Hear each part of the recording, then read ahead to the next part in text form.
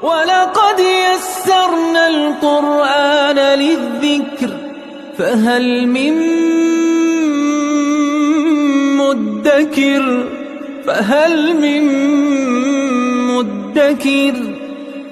أعوذ بالله من الشيطان الرجيم. بسم الله الرحمن الرحيم. الحمد لله رب العالمين، وصلى الله على سيدنا ونبينا أبي القاسم المصطفى محمد وعلى آله الطيبين الطاهرين المعصومين. أما بعد، أعوذ بالله من الشيطان الرجيم. بسم الله الرحمن الرحيم. كان الناس أمة واحدة فبعث الله النبيين مبشرين ومنذرين وأنزل معهم الكتاب بالحق ليحكم بين الناس فيما اختلفوا فيه وما اختلف فيه إلا الذين أوتوه من بعد ما جاءتهم البينات بغيا بينهم فهدى الله الذين آمنوا لما اختلفوا فيه من الحق بإذنه والله يهدي من يشاء إلى صراط مستقيم. صدق اللہ العلی العظیم. سورہ بقرہ کی آیت نمبر 213 میں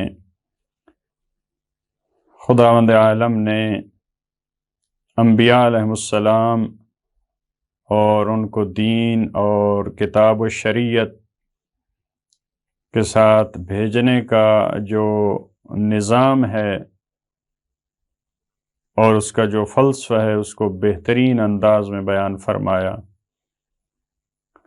یہ قرآن کریم کی خوبصورت ترین آیات میں سے ایک سورہ بقرہ کی، ویسے تو قرآن کی سب آیات ہی نور ہیں، لیکن بعض خوبصورت آیات جو جامع آیات ہیں، جو جوامع الکلم میں سے ہیں، ان میں سے ایک یہ آیت ہے جس میں خوبصورت انداز میں انسان کے ابتدائی دور سے لے کر اس کے ترقی اور پیش رفت کے زمانہ کو بہترین انداز میں اس کو دین اور شریعت کی، انبیاء اور رسل کی کیوں ضرورت پیش آئی، اور جب وہ ہستیاں، جب وہ دین، جب وہ شریعت ان کے پاس آئی تو پھر لوگوں کا رد عمل کیا تھا، کیا رویہ تھا، اس کو بہترین انداز میں بیان فرمایا.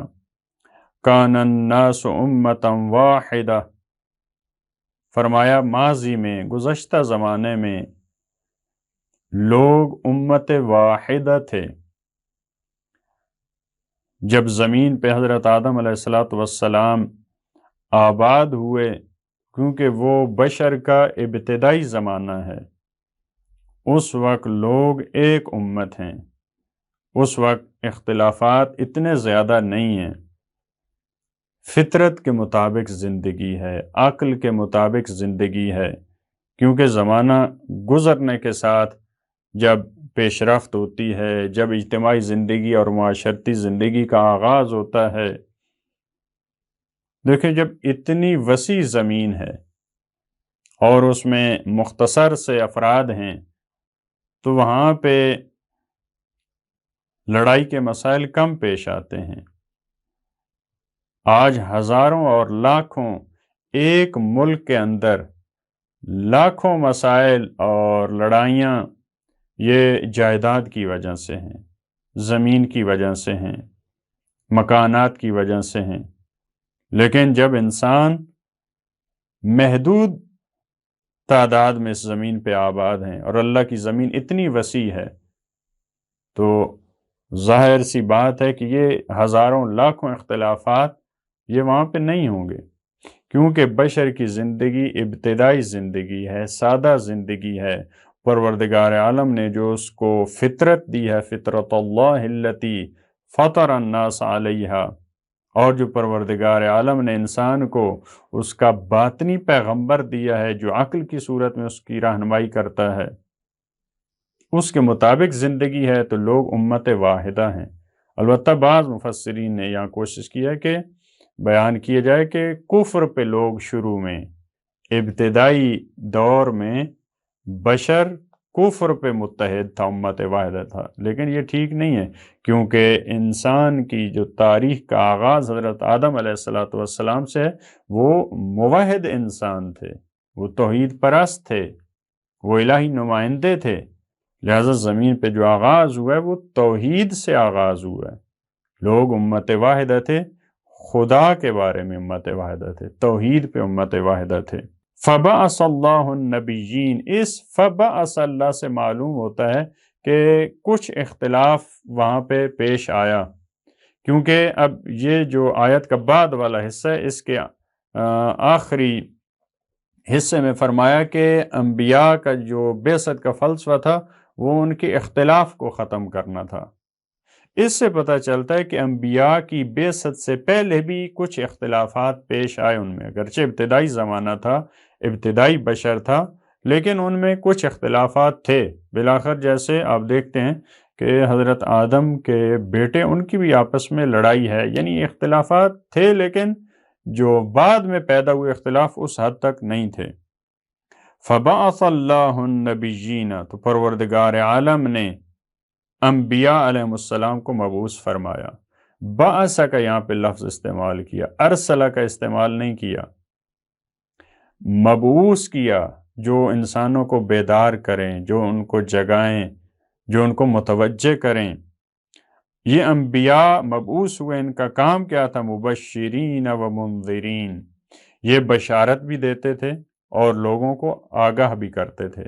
منذرین، جو مختلف خطرات تھے، اس اختلاف کی صورت میں کیا انجام ہو سکتا ہے معاشرے کا، کتنا نقصان ہے ان اختلافات کا، ان خطروں سے آگاہ کرنے کے لیے آئے۔ وَأَنزَلَ مَعَهُمُ الْكِتَابَ بِالْحَقِّ، اور حق کے ساتھ پروردگار عالم نے ان کے ساتھ کتاب نازل کی، ان کو کتاب دی، کیونکہ قانون کی ضرورت تھی۔ جب لوگوں نے اختلاف کیا ہے، جب زندگی اجتماعی اور معاشرتی مرحلے میں داخل ہو چکی ہے، ہر بات پہ وہاں پہ ممکن ہے ان کو رہنمائی کی ضرورت ہو، لہٰذا اب انبیاء علیہ السلام کو کتاب دی ہے پروردگار عالم نے۔ لِيَحْكُمَ بَيْنَ النَّاسِ، تاکہ وہ حکم کریں لوگوں کے درمیان، کون حاکم ہے، کون قاضی ہے، کون فیصلہ کرنے والا ہے، کس کو یہ حق ہے۔ یہ پروردگار عالم نے انبیاء کو یہ طاقت دی ہے، ان کو یہ حق دیا ہے، وہ فیصلہ کریں۔ اور مومنین کو بعض دوسری آیات میں اس کا تذکرہ ہے کہ جب انبیاء فیصلہ کریں تو پھر مومنین کو یہ حق نہیں ہے کہ ان کے فیصلے میں پھر وہ شک کریں یا اس کی نافرمانی کریں۔ لِيَحْكُمَ بَيْنَ النَّاسِ فِيمَا اخْتَلَفُوا فِيهِ، تاکہ وہ فیصلہ کریں، حکم کریں لوگوں کے درمیان ان چیزوں میں، ان امور میں، ان معاملات میں جس میں انہوں نے اختلاف کیا تھا۔ جو میں نے کہا کہ ایک دلیل یہ ہے کہ لوگوں نے اختلاف کیا، اس کے بعد پروردگار عالم نے انبیاء کو مبعوث فرمایا، اس کی یہ ہے کہ انبیاء آئے کس وجہ سے؟ تاکہ وہ فیصلہ کریں جن چیزوں میں لوگ اختلاف کر رہے تھے۔ لہٰذا ابتدائی زندگی ہے، کچھ اختلافات پیش آئے ہیں، انبیاء علیہ السلام کا سلسلہ شروع ہوا۔ بعض مفسرین نے کہا کہ یہ کتاب کا اور شریعت کا نظام یہ حضرت نوح علیہ السلام سے اس کا آغاز ہے، اور قرآن نے بھی بعض دوسری آیات میں اس کی طرف اشارہ کیا۔ حضرت آدم علیہ السلام سے حضرت نوح کا جو دور ہے، اس کی طرف اشارہ ہے۔ کان الناس امۃ واحدہ، جو ایک امت تھے، جو ابتدائی زندگی تھی جس میں اختلافات کم تھے، وہ دور ہے۔ اس کے بعد حضرت نوح علیہ السلام سے یہ شریعت کا سلسلہ، کتاب کا سلسلہ، اور انبیاء علیہ السلام کا اور رسل کا یہ سلسلہ۔ وَمَا اخْتَلَفَ فِيهِ، انبیاء علیہ السلام آئے اختلاف کو حل کرنے کے لیے۔ اب اگلے مرحلے میں کیا ہوا؟ وَمَا اخْتَلَفَ فِيهِ إِلَّا الَّذِينَ أُوتُوهُ، اور اس میں اختلاف نہیں کیا مگر ان لوگوں نے جن کو کتاب دی گئی، إِلَّا الَّذِينَ أُوتُوهُ، جن کو دی گئی، جن کو کتاب دی گئی تھی، جن کو شریعت دی گئی تھی، یعنی جو کتاب کے جاننے والے تھے، جو شریعت کو جاننے والے تھے، جو علماء تھے۔ پہلا اختلاف وہ عوام کا اختلاف تھا، اس کو حل کرنے کے لیے انبیاء علیہ السلام آئے، شریعت آئی، کتاب آئی۔ اب یہ دین، یہ شریعت جو اختلاف کو حل کرنے کے لیے بعض علماء نے اسی شریعت میں اختلاف شروع کر دیا، اسی کتاب میں اختلاف شروع کر دیا۔ دین جو اختلاف کو حل کرنے کے لیے آیا تھا، خود دین میں اختلاف شروع کر دیا۔ من بعد ما جاءتهم البینات، روشن نشانیاں، یہ پہلے والی آیات میں تھا کہ روشن نشانیوں کے بعد بھی یہ کہہ رہے تھے کہ خدا ہمارے پاس آئے، فرشتے آئیں۔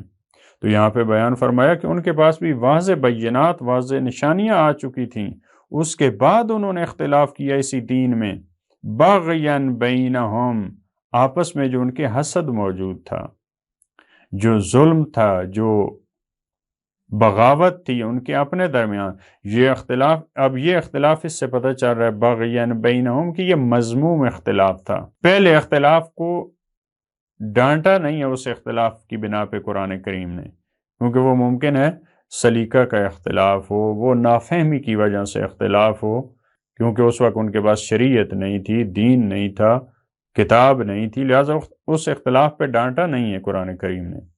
لیکن یہ والا اختلاف اس پہ فرمایا بغیاً بینہم، یہ بغاوت کی وجہ سے، یہ حسد کی وجہ سے، یہ ظلم و ستم کی وجہ سے یہ اختلاف، لہذا یہ ٹھیک نہیں تھا یہ اختلاف۔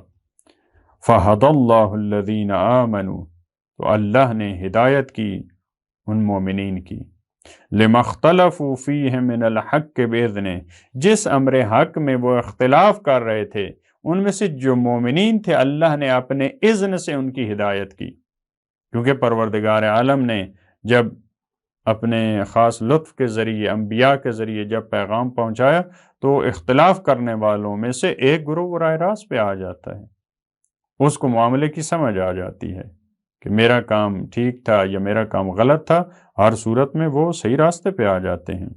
ایک گروہ ہے جو مومنین کا، واللہ یہدی من یشاء الی صراط مستقیم، اور اللہ رہنمائی کرتا ہے، ہدایت کرتا ہے جس سے چاہتا ہے الی صراط مستقیم، صراط مستقیم کی طرف۔